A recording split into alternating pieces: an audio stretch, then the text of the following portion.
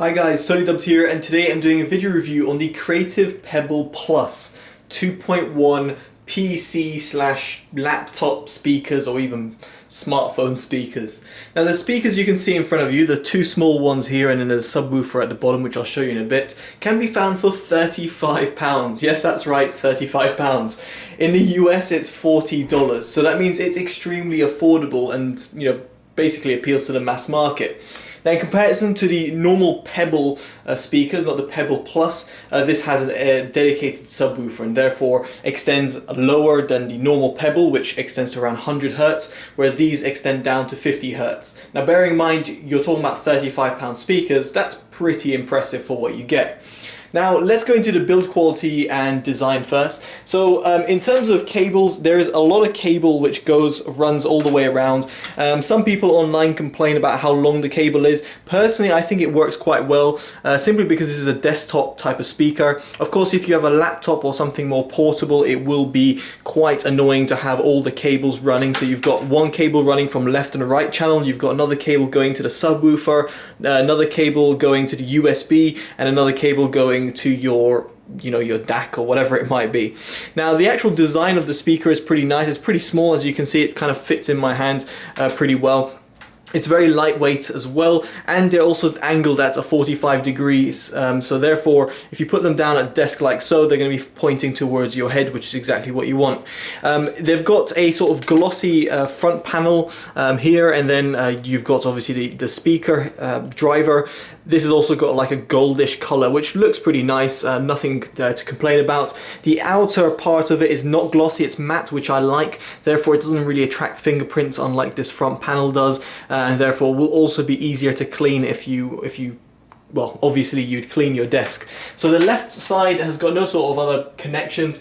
The right one, as you can see, is the one that has all the ports coming out of it. There is also a switch at the bottom, which some people might just completely miss, but it's a low and high gain switch. The high gain switch, when activated, basically boosts the power to 8 RMS output of power.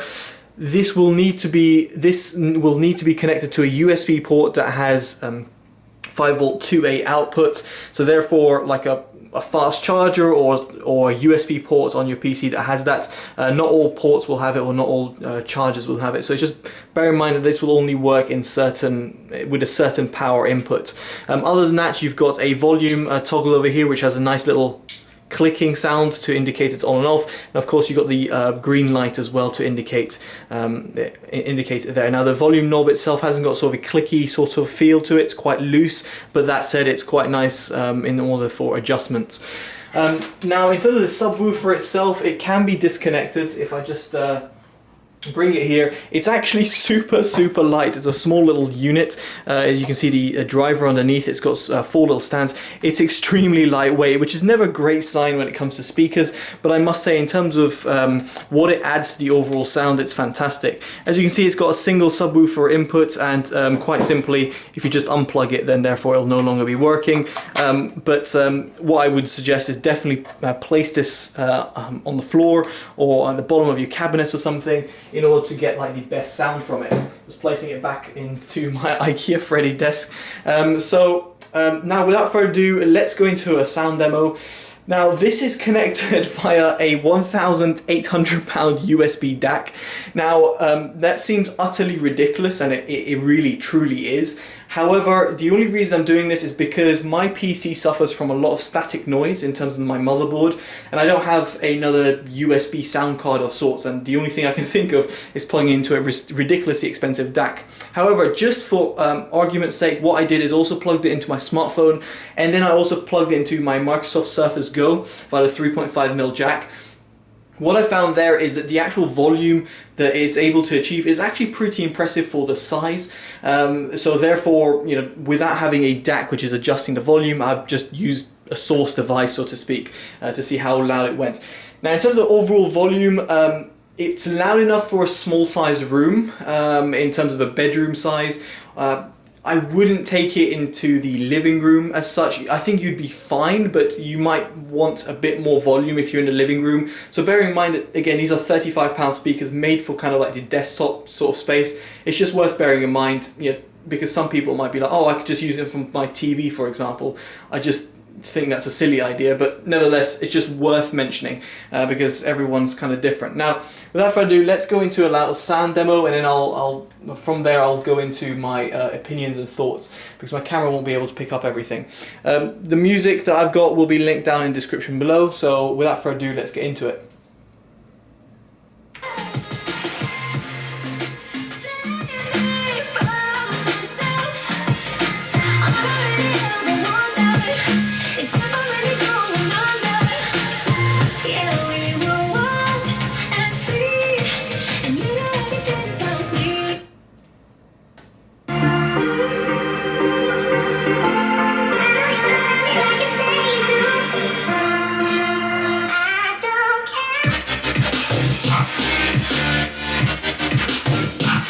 I'm gonna unplug the subwoofer now.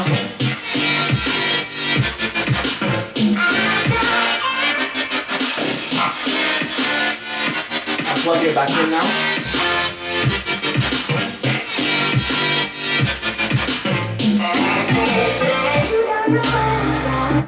So there we go, there's a little sound demo there. The links will be down in the description below in case you want to listen to the songs. Now my camera is not going to pick up the utmost best sound quality. The room that I'm in does have it's kind of like a bad acoustics in it as well, but nevertheless I can give you my sort of impressions with my own ears. Now what I found is that this thing actually delivers a really nice overall sound quality, which for £35 is actually pretty surprising to see how good this little system is. So let's start with the bass. So that subwoofer, as you were potentially able to hear via the camera, as soon as I disconnected it, it completely lost all its oomph at the end. Now, I do understand that speakers do work in a certain respect. So for example, it's passing through a certain signal, certain frequency down to the subwoofer, and therefore when you unplug it, it's not going to reproduce the same sort of sound as your conventional 2.0 setup versus the 2.1 setup we've got here. But nevertheless, it's just quite interesting to see what that subwoofer is actually doing to this system as such. And in this respect, I was really impressed to see what that subwoofer was able to deliver. It's really nice in terms of the overall tonality and the overall frequency that it actually is able to reproduce. As I said before, down to around 50 Hertz is what it's capable of. That is actually plenty in terms of sub-bass rumble at this sort of price range.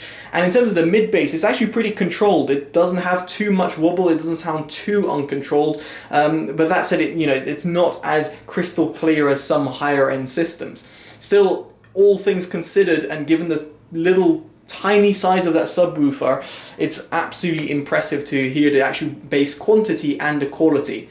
I should also note that there's no sort of volume or treble or bass adjustment knob on these devices. If you're going to want to adjust those, what you're going to have to do is do it via EQ. So do it via software. There's some softwares out there, or which are system-wide. You can use them, which are really useful. But at least in my opinion, unlike say Logitech's, I think it's G560 RGB speakers, this didn't sound boomy at all. It actually sounded really nice, and I didn't have to tweak the bass to lower it, because normally these types of systems have a really boomy subwoofer which just completely takes away from the overall sound. That wasn't the case with the Pebble Plus. I was actually really impressed, and I hadn't had to tweak it. But of course your mileage may vary. If you have a different sort of setup, you might want to ramp it up or tune it down. It's up to you. But personally, I was actually really impressed with the sub-bass and the mid-bass response. Moving on to the mid-range, it was actually, again, pretty impressive in terms of accuracy. It is a little bit recessed. It does sound a little bit more pushed back. It isn't as forward-sounding as some more expensive systems, even from creatives themselves, like the Kratos systems. They don't sound as forward, but yet they sound pretty accurate. So I was really impressed with how these £35 speakers were, what they were able to deliver. And then going from there, we've actually got the highs. Now the highs actually sound really nice. They haven't got dedicated tweeters, as you can see. There's only just one single driver unit. There's no dedicated tweeter. Like if you look at the bookshelf speakers up there, you'll have a dedicated tweeter for the highs. Even it didn't have that feature, it was still really nice in terms of the overall high tones and the highs delivery. Then the most impressive thing for me, especially at this price range, was the overall soundstage and the instrument separation. absolutely incredible. For £35, the sort of width that you're getting and the depth that you're getting from these really small little speakers is really impressive. So that's pretty much it in terms of sound quality goes. I haven't heard a system under £50 that really delivers this sort of complete solution, and I think Creative have absolutely knocked it out the park.